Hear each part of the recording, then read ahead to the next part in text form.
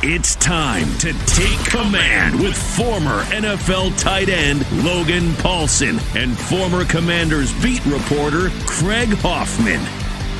Take Command podcast from Odyssey Sports. What's up? What's happening? Craig Hoffman here. Logan Paulsen there. And coming up in about 15 minutes, Matt Harmon from the Reception Perception podcast is going to join us for a really exceptional breakdown of the Commanders offense from the wide receiver position, a reception perception, if you will. So we'll talk to him about Terry McLaurin's season, Jahan Dotson's season, and how both Sam Howell and Bienemy have impacted the wide receivers this season compared to what he sees around the rest of the NFL. But Logan, we start with our game preview, about 15 minutes here of Jets Commanders. Woo! How everybody wants to spend their holidays. Yeah, no, I mean, but I think there are, it's not going to be a great game. But I think, when you talk about the Jets team, if you want to see like elite football, I think their defense is playing pretty gosh darn good. Yeah. And for how badly their offense is played and for all the stuff that, all the kind of adversity that team has faced this year, like the defense has been exceptional and they remain exceptional. For sure.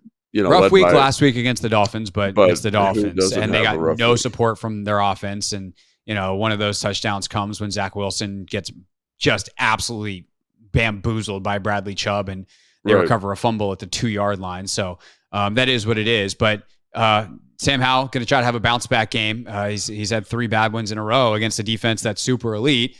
How does this offense try to accomplish that?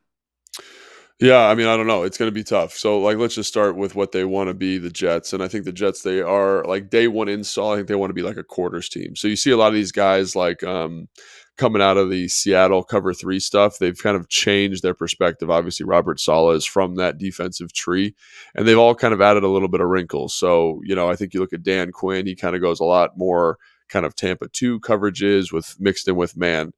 Robert Saleh, at least in my understanding and my perspective, obviously he's going to run 2, he's going to run 6, but I think base day one is quarters, right? So you get the 4 guys across the back. And the reason you do that is it keeps everything in front of you and it lets that safety kind of be that run player. It's obviously this team ran it a couple of years ago, a little bit more quarters, a little bit more palms, however you want to call that. So I think that's what they want to be, but they do run an absolute boatload of man-to-man coverage. They run a ton of man-to-man coverage, and I think it makes sense because you've got guys like Sauce Gardner, you've got guys like DJ Reed, who is playing really well. Everyone talks about Sauce, but DJ Reed's playing really good football. Both their safeties are very, very good football players, very instinctive, and when you watch them, especially in the back end, it feels like you're watching Dallas. Just a bunch of guys who are extremely confident, extremely well coached. They know what hurts them. They know how to stop those things. And they're very, very confident in terms of their responsibilities. And I think when I first started watching, quite honestly, the Jets, I thought, oh man, it's the pass rush that drives them. Much like Dallas, it's the pass rush that drives Dallas's defensive production. And while the pass rush is very good, obviously Quentin Williams is one of the best defensive tackles in football. They've got a whole bunch of very dynamic, probably 6 or 7 guys that are very dynamic rushing the passer, but it's a different type of pass rusher. They've got like John Franklin Myers, who's like 290 pounds, who's like this classic edge collapser as a pass rusher, right? They've got Michael Clemens, who's very, very similar. He's big. He's 280. They're crashing edges. They got Jeremiah Johnson, big physical guys who's got a little more juice, but you don't see this quick win kind of relentless pass rush that you get from Dallas. It's a much more, we're compressing the pocket, and the coverage drives their pressure production, I think. So I think that's when you mentioned Sam Howell and this defense, it's kind of like, I think it's very apropos that we have the reception perception guys on, because how do you win versus man-to-man coverage? How do you hold the space, and how do you anticipate throws? Because while the rush isn't as dynamic as Dallas is, for example, it's still very dynamic. It's still very effective, and they really rely on the coverage to make you hold the ball for a beat and let that rush get home and get pressures and get sacks. And I think that's going to be the matchup of the day, in my opinion, is receivers versus corners. And then can you get the ball out quickly enough that rush can't kind of compress you into a black hole? From a play calling standpoint, a combination of quarters and man is really difficult because in quarters, theoretically, the open stuff is going to be quick underneath. That's the stuff that man coverage often shuts down, especially if you play press. Like if Sauce Gardner's right up on you, you call Dragon Lion, whatever they call it in this system, but right. your slant, double slants on one side, slant flat on the other. And you're like, this will be great against quarters coverage. We got, these slant routes that one of them's going to pop open. And you're like, well, now I got Sauce Gardner pressed up on a slant. Do I really want to throw that? And then you just hope that the slant flat on the other side works. And even if it does, you're probably throwing that quick flat route and, they come up, they tackle, it's 4 yards and you haven't gotten very far. Then all of a sudden you're like, okay, well, they're playing man. Let's go some man beaters. And then they just sit back in quarters and they pass it off and it's easy and they've got it covered. So that's a tough concept or tough pairing of coverages as a play caller to deal with. What is then the idea? I would think, if I got a bunch of deep defenders or man-to-man, those are good running opportunities, but we know that EB's probably not going to all of a sudden say, hey, Brian Robinson, 25 carries for you today, assuming that B-Rob is back. Well, I do think the one thing, if you're calling a game, you have to be hyper aware of how poor the Jets offense is. And we'll talk about them in more detail in a second. But I get a report, PFF does a report and kind of does rankings, offensive rankings. And I've never seen a report like this in the 3 years I've had access to this information, where it's like 32nd in explosive plays, 32nd in touchdowns, 32nd in first downs, 32nd in total yards. They are a bad offense. They are very bad offensively. So if I'm EB, we talked about game flow earlier this year and how you got to manage game flow. This is a game where I think you can trust.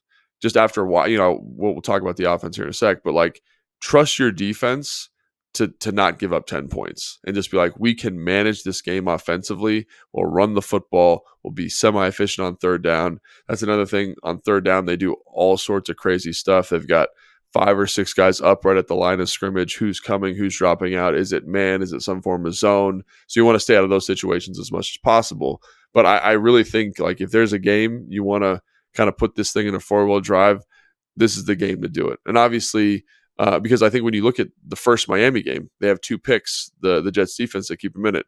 You look at the Philly game this year, 3 interceptions. They win the game because of the defense. The Bills game early in the year, 3 interceptions. They win the game because of the defense. And it's so rare now in the NFL to see teams truly winning with defensive production, but that's what they're doing. So if you can kind of negate the teeth of that team, which is the defense, play conservative football, protect the ball, I think you're going to be in an okay spot. Now, to your point, that's not really been EB's MO ever. And it looked like they were going to show shades of that against the Giants in the second outing, and it was semi-effective until they fumbled the ball twice. But I do think like I would probably look at that. I'd say like Chris Rodriguez, you've been very efficient running the football.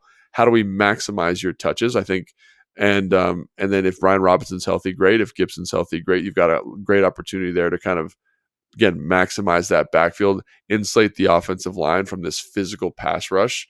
And it's okay to punt. I really believe that in this game. It's okay to punt because the offense for them is I don't want to say toothless, but been very, very ineffective this year. Yeah, no doubt about it. And Logan, you ready for the best kept secret in the entire National Football League? No, what is it?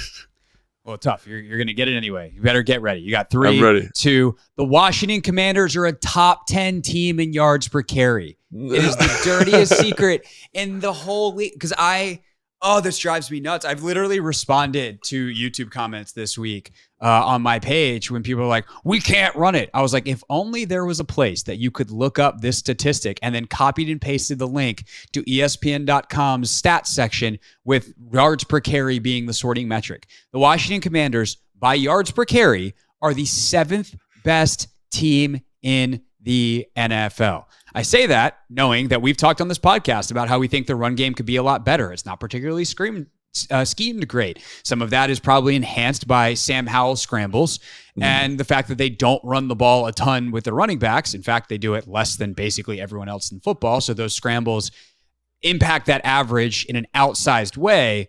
But at the end of the day, we are 15 weeks into the season. They are 7th in yards per carry. That is a relevant statistic. And so the idea that they're actually bad at it, yes, they've been bad in short yardage. Like their success rate in short yardage has not been very good. So there are certain situations where they have been a quote unquote bad running football team. However, down in, down out, they can do it. And part of it is because they subvert expectation because no one ever expects them to run.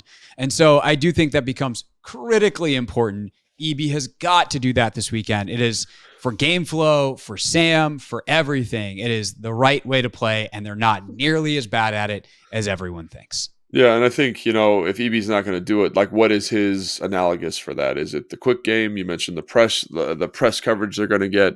Is it screens? Like, is it, whatever that looks like, you need something, again, that's going to deleverage the quarterback, deleverage the offensive line, put those guys in good positions to be successful, and allow the Jets defense not to win the game. And, obviously that's a lot of that responsibility is on Sam, but I do think, and how you call that game, it's going to be very, very impactful to that as well. So, no doubt about it. All right, quickly on the other side of it, that putrid Jets offense and against a league worst Commanders defense, and in a battle in bad versus bad, someone's got to do something.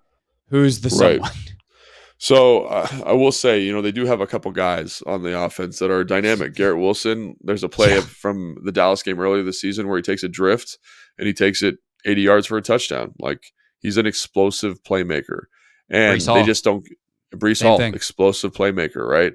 And you see guys like – I was just watching film last night, like the Broncos misfit a counter. Counter's easy. And Breece Hall takes it, I think, 65 for a touchdown. Like, they have pieces. I think their offensive line is kind of talk about bad offensive line play. I think they've got some pieces on there that get you excited, like Lakeland Tomlinson, Mekhi Becton, finally healthy, finally playing like that first-round player. Joe Tippmann, their center, is a guy they drafted in the second round, doing good stuff. But the right side is a bunch of backups, right? Elijah Vera Tucker's hurt. He's out. Their starting right tackle is hurt. He's out. So you get Carter Warren, a guy that I liked in the draft a lot from Pittsburgh, but is a fourth-round draft pick, Max Mitchell was their starting tackle last year. He's playing guard. So they've got some pieces moving around. And then you get a quarterback in Zach Wilson who holds the ball for long periods of time. And that, kind of in the same vein like that we're experiencing here, makes that group look worse. And I think it's kind of a combination of errors. So I think one thing I'm excited for is the defensive line, possibly in a get-right kind of game situation here. Which would be fantastic, because if they can produce, I think it insulates the back end. And I think the back end has been slowly playing better each and every week. And I think if they can get enough pressure, they can do a really good job against this team. But they do have big playmakers, and it's just about making sure they're contained and make sure they don't impact it. Because I don't think Breece Hall has had an explosive carry for like the last 3 weeks. And, Garrett Wilson has been similarly quiet. Obviously, it's impossible to completely shut him out of an offense, but he's been doing okay. So can you continue to make them struggle? Can you continue to make them look very bad? And I think the answer is yes, but I've said that before and totally overestimated where this defense has been at for the Commanders. No doubt. Zach Wilson, questionable. We'll see if he can go. He's still in concussion protocol. That's probably going to be a game time decision at best. Can he get cleared by the weekend? Can he get cleared by basically Saturday so that he's ready to go for Sunday? If not, it'll be the veteran, Trevor Siemian, not nearly as explosive, probably gets rid of the ball a little bit faster. Right. But, that's the thing with Wilson. Like, Wilson in some ways is scarier to me for this defense, that he holds the ball. If the pass rush can't get home, he can make plays late in the down because he's stupid talented. Like, his arm talent is ridiculous, and he'll run and make throws on the run that are crazy, and sometimes they'll get picked off. But if you bust late in the down, like, he's got the arm talent to reach a receiver pretty much anywhere. Simeon's not that guy, but at the same time, like, he's a veteran. He's been around, not a very good one, but he's a veteran. He's been around. So you gotta be solid in your execution. But as you said, man, this is a bad offense. It's literally worst on worst, and historically bad in both cases in some statistical categories. So we'll see who wins that matchup, if anybody wins. Now Logan is done talking for the week. He gets to go enjoy the holiday, which we love for him. But Linnell is actually going to be with me on Sunday at Tap Sports Bar. So make sure you come join us, come hang out, say what's up, spend part of your Christmas Eve watching football at Tap Sports Bar, MGM National Harbor. And also we will be streaming live on YouTube, the whole regular deal. That is it for the preview edition. That's enough Jets and Commanders for one day. Let's talk to Matt Harmon from Reception Perception here on Take It.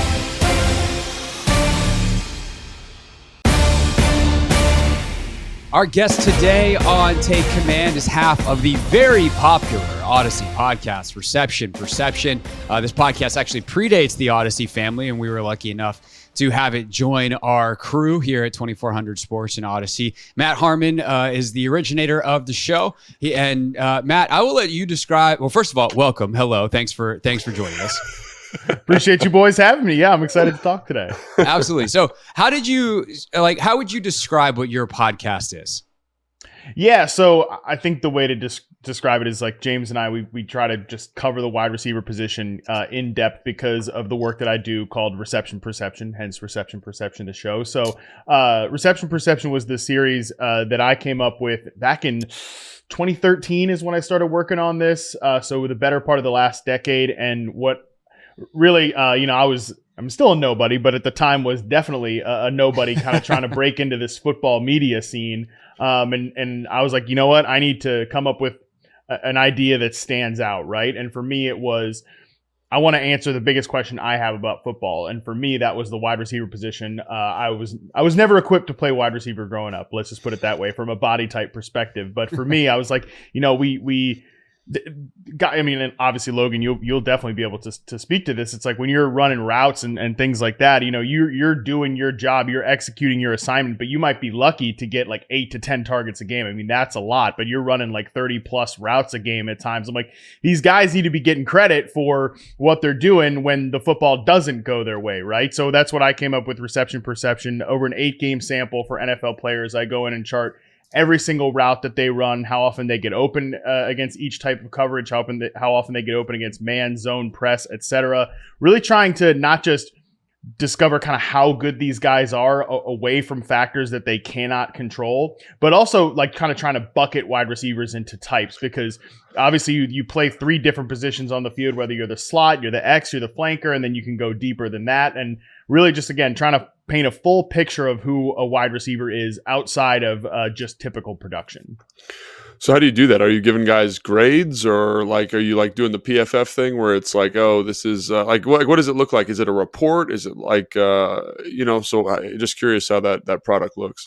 Yeah, I wouldn't say quite the PFF thing, but for me, I'm just going in and, again, charting whether, in my estimation, they get open or not, right? So it's kind of like a pass-fail type of thing. And then we're also, it's just me doing all the charting work too, so it's not a team of people. I try to be super transparent with my process, and again, not like no shade to anybody else, but again, it's just me doing the work, going in, and all the data is on the site too. Everything that I chart, it is a paywall site. There's 3 tiers of subscription and everything like that. But again, I'm trying to just show you exactly what I'm doing, from like how often they run the slant route, how often I think they're getting open on the slant route versus man, zone, press, contested catch, after the catch performance. So really, there's no kind of grading. There's no it's not black and white, obviously, because football is not black and white. There's a lot of gray area there. But for me, all the data is presented on the site. There's no kind of like magic formula.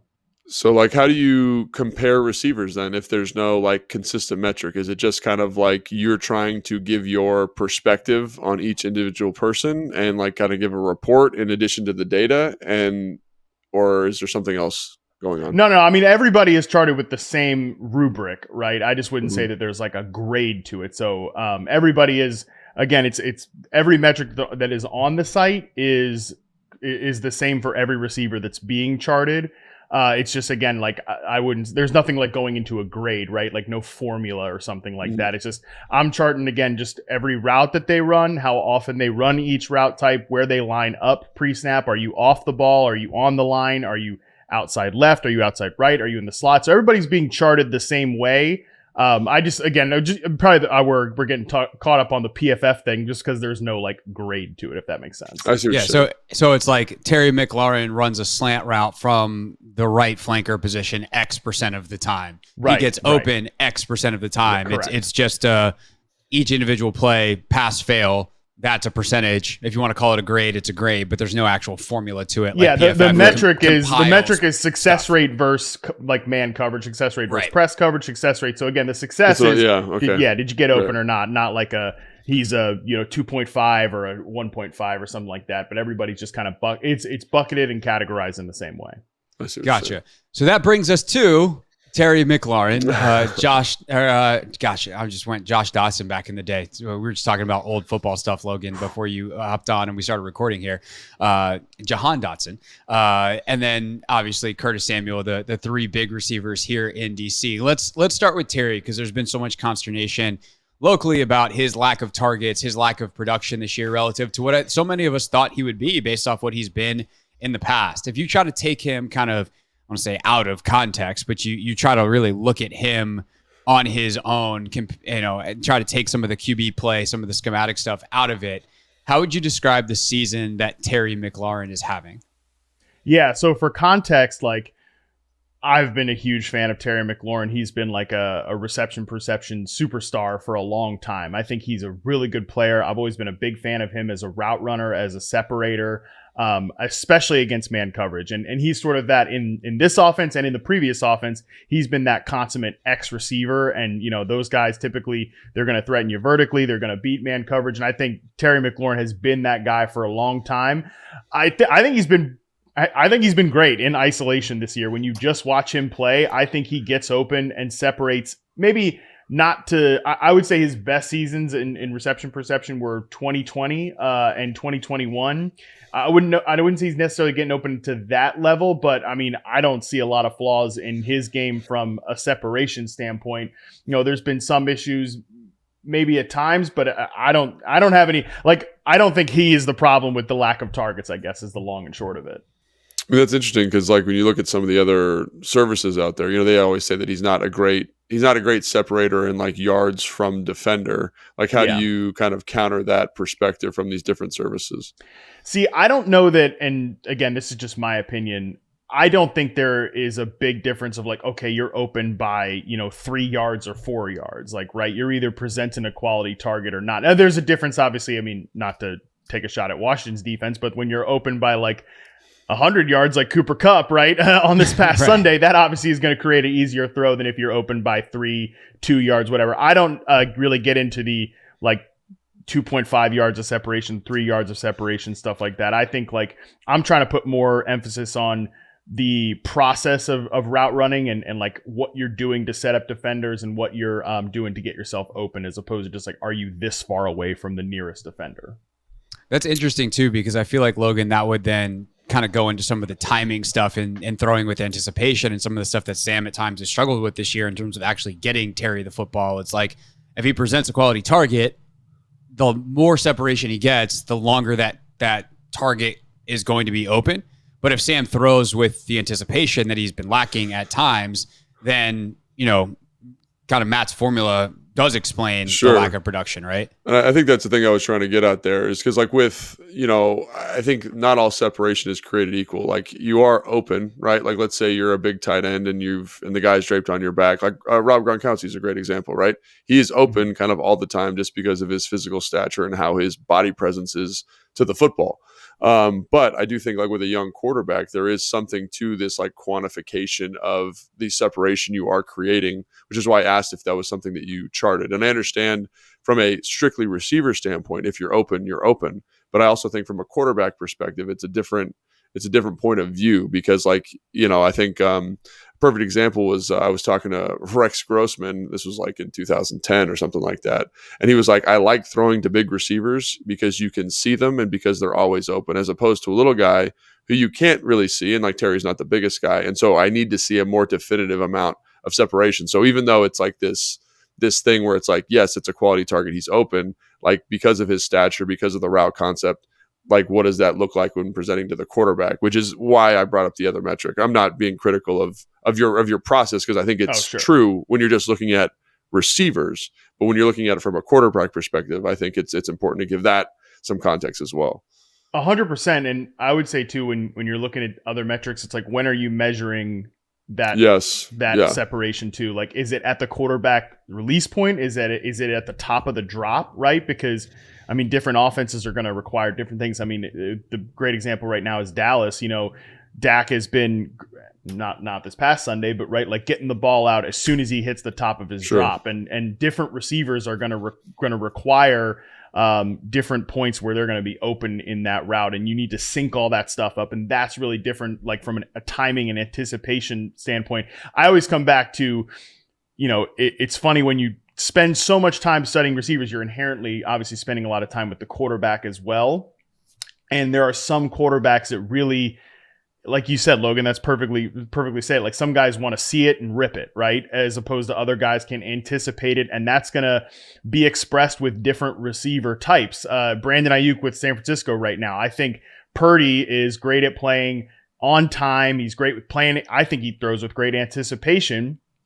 Previous quarterbacks in that offense haven't necessarily done that. So you didn't see him getting unlocked from a production standpoint. Mm-hmm. I think you see Purdy back there, and he's actually elevated. And like a perfect example from, I think it was the Dallas game. I think it was actually called back. The route was a corner route. It was deep towards the sideline. Like Jimmy Garoppolo is never making that throw. It's just not the type of throw he likes. But Ayuk has always been great running these out-breaking routes. So you see, again, just different type of quarterbacks can unlock other receivers that maybe they wouldn't have in different situations.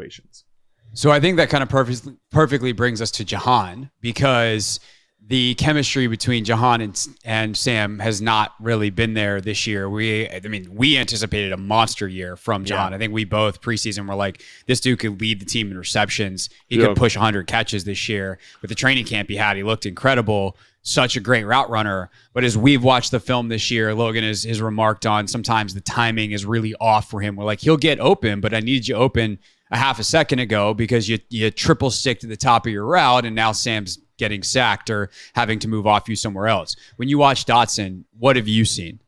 Yeah, so I'm with you guys that coming into this year, I expected big things from Jahan Dotson. I really liked him as a prospect. In different circles, like that pick was criticized when he was taken in the first round. I thought he was a first round pick. I thought he was a great prospect coming into the league. Like, and he has had some drop issues this year, and actually even as a rookie he had drop issues, but I said he had the best hands in that class coming in from Penn State. Would make incredible plays with Sean Clifford down the field where he was, that was a very erratic quarterback, would kind of throw him into contested situations down the field, and he would have the hands to go up and get it. Thought he was a great zone beater. And then you look at him as a rookie in reception perception. I was kind of surprised actually that they used him so much outside as a rookie, but he was great against press coverage, 87th percentile success rate versus press in his rookie season in reception perception. Right there in terms of the barometers you want to your receiver to hit against man and zone coverage. I was really excited about him this year too. So I've also been disappointed in the lack of production this year. I think the chemistry and timing stuff is a good perspective on this, because I think it's actually kind of gotten worse as the year has gone on too, which is really disconcerting. Because I thought maybe this is a good point too. I thought that early on in the season, he was playing extremely good football in isolation. Like he was cutting guys up. He was getting open against man coverage. The ball wasn't necessarily coming his way. And then really, like you've seen him sort of, I think, regress as the year has gone on. Like his best stuff was at the beginning of the season. I think it's tapered off towards this back half of the season. And maybe that is like, I don't know what that is, right? I don't know the explanation to that, but maybe some of the timing and chemistry issues are a part of it. Yeah, and I also think like with him, like, you mentioned stylistically how guys are a little bit different. I think finding stuff that speaks to players' skill set, like you mentioned Brandon Ayuk and how he's able to do some kind of different stuff, like he feels really good on outbreaking routes. And then finding stuff that speaks to what Jahan does well. Like as we talked about, like last year, he did that such a good job with that kind of short post and the double stick at the top versus quarters breaking inside. And you had a guy in Taylor Heineke and Carson Wentz even who felt very comfortable throwing that. And I'm not sure that route's been explored in this offense to the same level. And I also think speaking to what Sam does well, like, does he see the middle of the field great? And I feel like that's kind of some stuff that Jahan does better. So it's like this weird balance. Do you have a metric or an understanding for quantifying the quarterback, or is it just strictly receivers at reception perception? So I focus strictly on receivers. We actually this offseason brought in Derek Klassen, who charts quarterbacks. So he does work on quarterbacks. There obviously was not a lot to go on Sam Howell from his first season. He didn't play until week 17. But I think both of us, when Derek and I have talked about this, I do think that we kind of have more issues with the offense than the players themselves. I think this offense is. I'm actually curious what you guys think about Bienemy's offense this year, because I think when I watch it, I've been frustrated with certain parts of it. But I agree with your point about like the lack of the middle of the field usage. It does feel like everything is really hard in this offense, where like we're asking these guys and Jahan specifically to run these like, deep curl and deep comeback routes along the sideline, along the boundary. And he's really good at getting open against those routes. But at the same time, like that was some of his best stuff as a rookie from a success rate standpoint. But I do think that asks a lot of your quarterback to consistently hit these like downfield routes at times.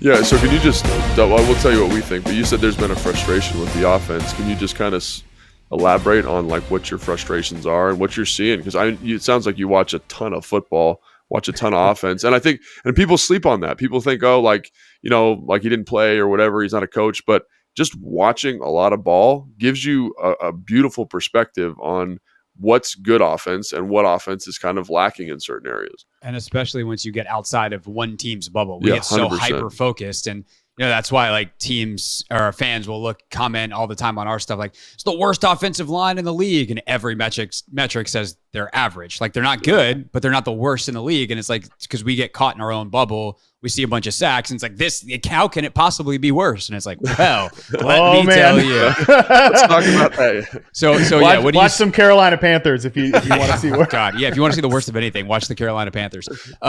Anyway, they won last weekend. Good for them. What do you see from this offense? Yeah, good for them. Not so great for the Atlanta Falcons. That was a tough situation there. Yeah. No, I think my problem with this offense is I think they put, like I said, they put a lot on Sam Howell's plate. And this is a guy that is his first year starting. It's a second year in the league. He doesn't have a ton of experience on his belt, but I think they don't really give him a lot of like layup plays. I think they want to push the ball down the field. They want to pass the ball a lot. Like one thing I noticed, and again, this is talking with our quarterback guy, Derek Klassen, and he posted some good clips of this, like in the Cowboys game. And obviously that game went to hell later on in the process, but like, Dallas is just lining up like Micah Parsons at the nose tackle spot, like on 1st and 10. And it's like this team doesn't believe you're going to run the ball or like establish a running game at all. They know you're going to drop back a ton. And this is an offense is really high in terms of like pass rate over expectation, if you want to look at those metrics. And I think that just puts a lot on a quarterback. It puts a lot on an offensive line that maybe it's not the worst in the league, but I still wouldn't say it's like an above average protection unit. So we're getting Sam Howell hit a lot. I don't think he's been great in terms of like second reaction plays. So I would like to see them put some more of those layups in place, right? Like have Sam Howell just focus in on one read, because that's another thing that's been crazy about this offense is like they throw to a ton of guys. Like you look at some offenses and they have really quality players. They funnel to like 3 guys. I mean, San Francisco is obviously an easy example to come back to because they have like 4 superstar level players in Ayuk, Samuel, McCaffrey, and Kittle. I do think Washington has a great receiver trio in McLaurin, Dotson, and Samuel, but like they involve a ton of players. And I think when you're asking Sam Howell to read out so many plays like that, it puts a lot of stress on the quarterback. Like when I watch this offense, I feel like there's not a ton of easy buttons, and the quarterback is under a ton of stress, whether it's from a protection standpoint, whether it's from a route standpoint. I just think they've put a lot on his plate. And real quick, so easy buttons. We've talked a lot about easy buttons. Do you have plays that you're like, oh, like, because again, you watch so much offense that you're like, oh, this is an easy button in San Fran. This is an easy button in Kansas City. This is an easy button in Philadelphia. Do you have those plays? And like, can you just give an example for our listeners potentially? Great example. I think the best in terms of route combinations and route concepts to open guys up right now is probably in Detroit. They have so many layups for Amon-Ra St. Brown. And like you have to have the right players to do this. And I don't necessarily know that any of these guys profile as like that power slot player because they don't have a ton of size. There's a lot of smaller players in this receiver room. Like Terry's the biggest, and like you said, he's not necessarily a big wide out, but he does have to win those like press coverage, big boy routes on the outside. I love the way in Detroit, like, again, they'll clear everything out, whether you're running like deep corner routes, whether you're just running go routes from the slot, and then the nearest inside slot receiver is St. Brown, and he can just run a simple slant, a crossing route. I think another example is in Houston. This player's hurt now, but Tank Dell, even when he wasn't getting the ball, they would have him run, these big, deep, outbreaking routes. And actually, it's crazy because he's a rookie receiver, but to me, he was probably the best receiver on like outbreaking routes this year. But then you'd have Nico Collins come inside as that X receiver, running like big dig routes and deep in routes, post routes. And those two guys would work in concert together to get one or the other open. And they have a high level quarterback who can read it out. I don't think Washington necessarily, like all of these routes necessarily work together. And I think that's been an issue for the quarterback to try to constantly be under duress. I think that's fantastic insight, by the way. I think that's a really good, succinct way of putting it. And I think you see, just like in the Houston Texans example, like speak to your players' skill sets, right? Nico Collins is a bigger guy. Let him work the middle of the field. You can see that better through the traffic. Tank Dell is a very petite guy, but hyper twitched up. His route running nuance is off the charts. Like watching him run routes is spectacular. So let him speak to that outbreaking, outcut stuff, the comeback stuff where body weight is going to be kind of like to your advantage, like that lighter body weight, it can really decelerate and come out. So I think that's a great point. And then just finding easy throws in the context of what they do well. I love the example of Amon-Ra St. Brown as well. Like they do such a good job getting him into bunches, getting him in the slot and being like, we're going to clear this space out. You're great in space. You're going to win this one-on-one.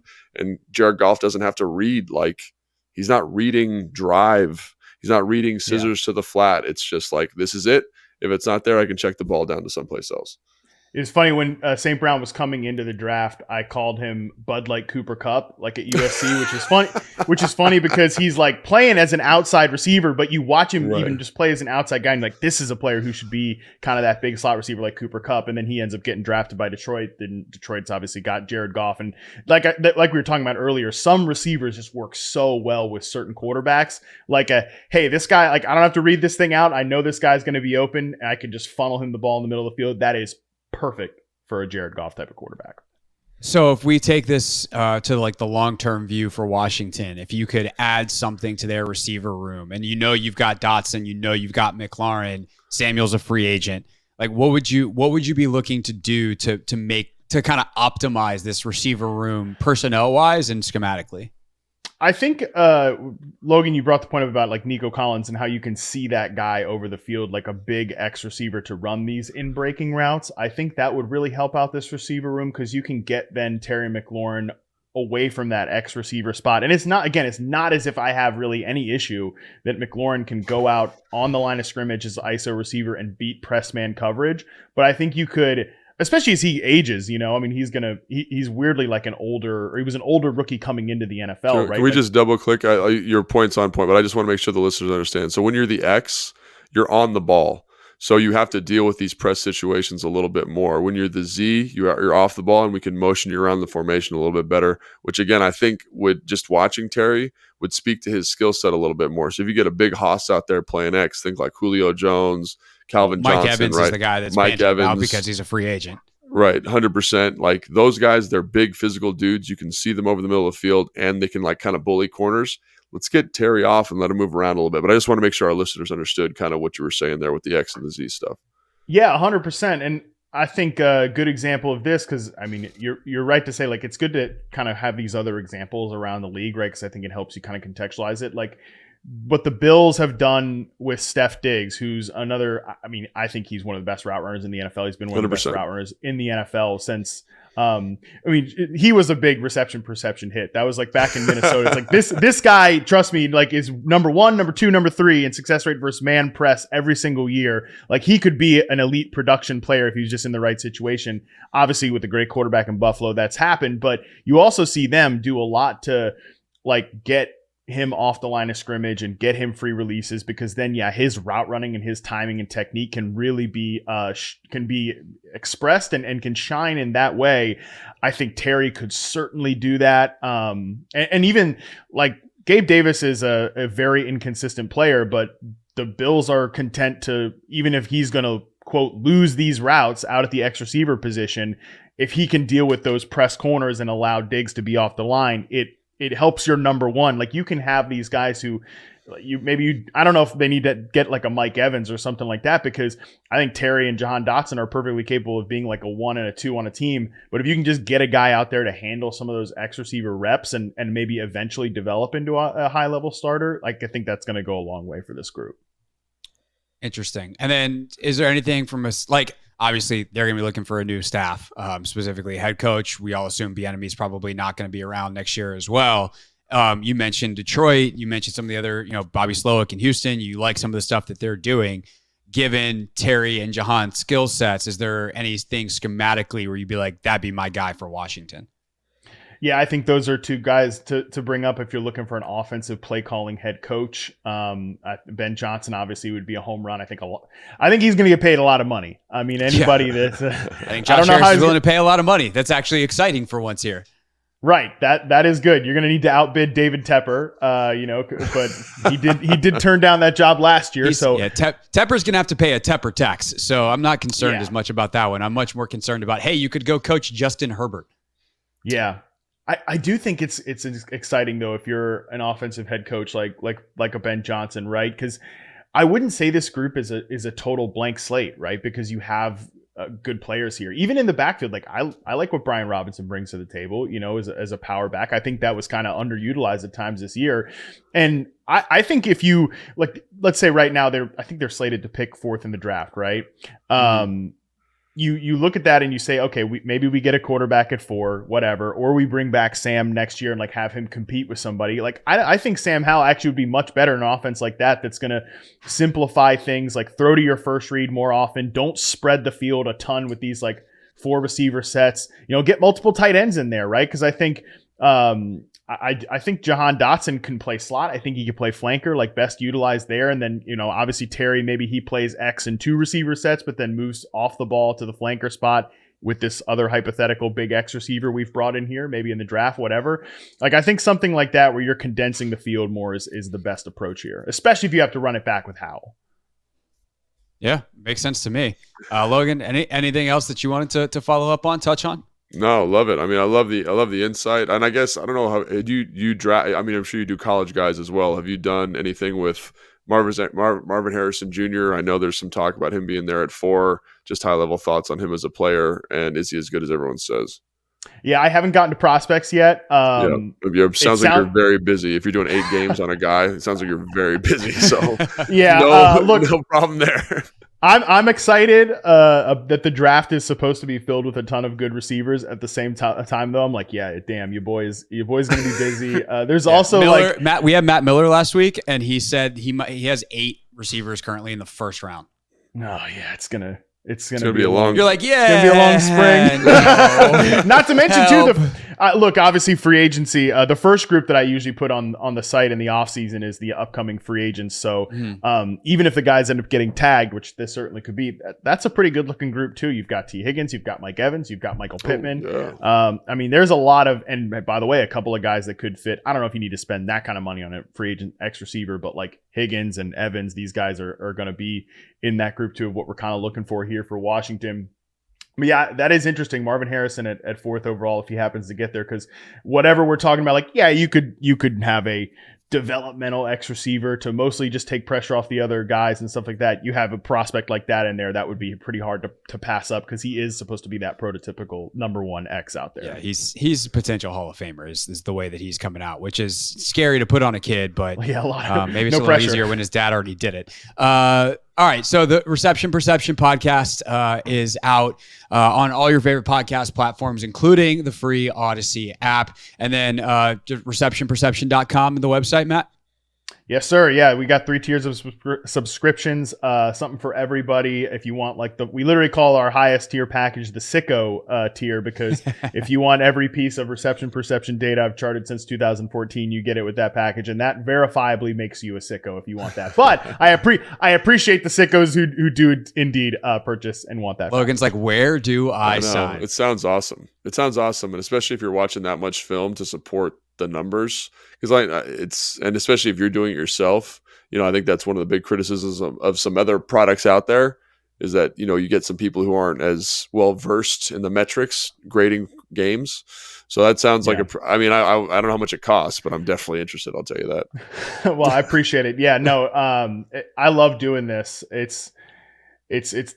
It's the reason I got into doing this, and obviously I do a lot more stuff now from a media standpoint. But James, who's my co-host at Reception Perception and my business partner on the site, he's always talking about like maybe we can get some other people in here doing the charting work. I'm like, nah, you gotta pry that like out of my cold dead hands, because that's the part that I like, and I agree with you, Logan. Like you can tell. I mean, Washington's a great example. It's like why aren't these receivers producing when Sam Howell's putting up all these numbers? It's like, well, there's a lot to it beyond just the stats and everything. And that doesn't mean that Sam Howell stinks or like he's holding all these guys back, but there's a lot of context that goes into the situation. And being the one to go in and do the film work is, you can tell when people don't do it. And look, I like doing it. Thank God, because it's going to be a busy offseason, as we said. For sure. We'll definitely have to have you back to talk about it, especially if the Commanders go, whether it's free agency, draft, start signing guys, etc. Matt Harmon, Reception Perception. Thank you, sir. This was awesome. Yeah, for sure. Thank you, guys. Appreciate it. Thanks for watching this clip of Take Command. First, why don't you like it? It lets other people know that it was good, and then they should watch it too. And Logan, we have a new exclusive home for full episodes. We do. 1067 The Fans YouTube page. Go check it out and please subscribe. Yeah, do what Logan said. Do it. Very, very smart.